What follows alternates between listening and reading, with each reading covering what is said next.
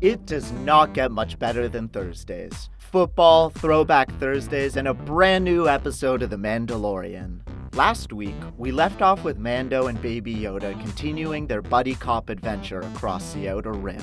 While binging through the third episode, we caught some amazing Easter eggs, deep-cut Star Wars references, and even a nod to none other than Iron Man. So stay tuned to the video for the very best small moments you may have missed. Okay, let's start off with a fun one. Jon Favreau, producer of Iron Man, Chef, The Jungle Book. Who are we kidding? You know who Jon Favreau is.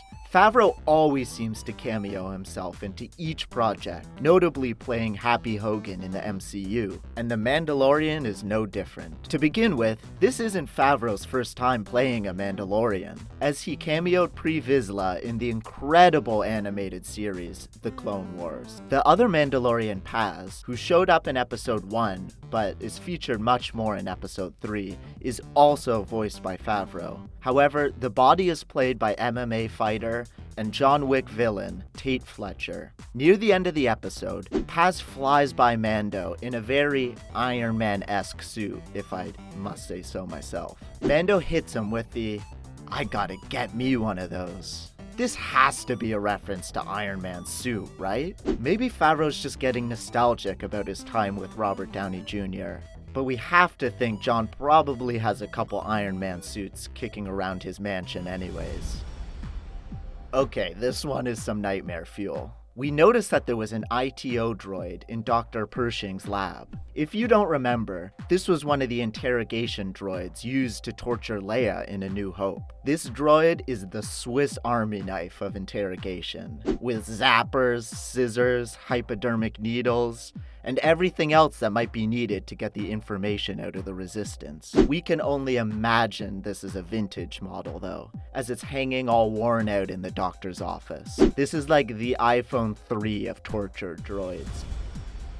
Mandalorians are hunters by trade. Based on Star Wars lore, the Mandalorians used to hunt a species called Mythosaurs, which as far as we can tell are Skyrim-style dragons with massive tusks. When the Mandalorian arrived to the others in the Armorer's Forge, a massive Mythosaur skull sigil can be spotted. Although the species went extinct many years before the Mandalorian takes place, we are literally praying Mando is gonna face off against one of these beasts before the series is over. Maybe a small population survived the colonization? Well, here's to hoping.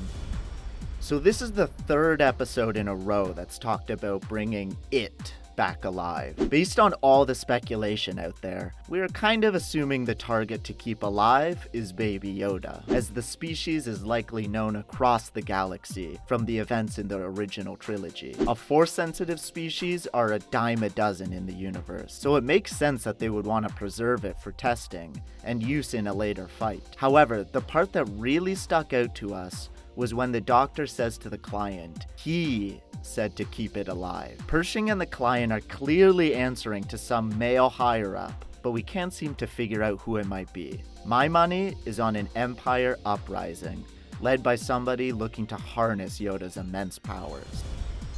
Episode 3 lacks no shortage of subtle nods to various species found within the Star Wars universe, most of which during the climactic shootout, although there was others littered through the episode as well. Take, for example, in the Bounty Hunter's Cantina, there are Zabraks scattered throughout the waterhole. Zabraks are, of course, the race which Darth Maul from the Phantom Menace belongs to. Additionally, in the episode, the bounty that the Mandalorian was given before venturing back for Lil Yoda is a Mon Calamari nobleman, which is, of course, the first race introduced in The Return of the Jedi, with the most notable characters in their race being arguably Admiral Akbar. It's a trap!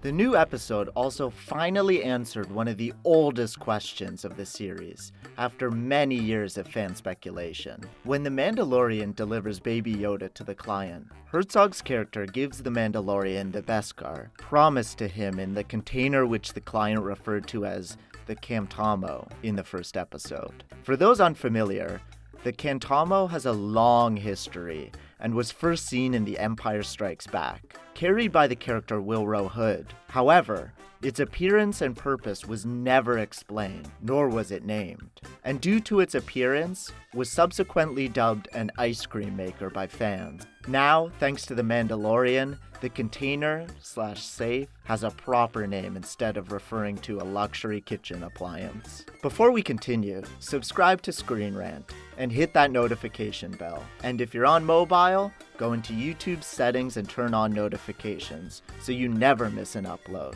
Okay, back to the video. The Mandalorian zips around in a ship called the Razor Crest, which has been featured in all 3 episodes so far. Besides being a nifty, albeit weathered spacecraft, the Crest's interior makes a nod to the Millennium Falcon. During the scene where the Baby Yoda plays with the controls, there is a lever for going into hyperspace, just like the Falcon does. During the episode, Greef Karga advises Mando to travel to the core to report the Imperial remnants' unsavory doings in the New Republic. What he means by the core is supposed to represent the state of the New Republic during the era of the Mandalorian. Since the New Republic is at a point in the show where it's literally a new republic, their sphere of influence is mostly within the core planets where it was formed. Most of the series, however, takes place in the outer rim of planets, which is akin to the Wild West. Did you notice during the Mandalorian's flashback of the Grey Purge, there is a Clone Wars era B2 super battle droid, which attacks and almost kills Mando before he's saved at the last minute? Okay. We saved the best for last. This is by far the most important detail that you may have missed. Okay, major spoilers ahead. Are you ready? You're sure you're ready for this one? Baby Yoda looks a lot like a Furby.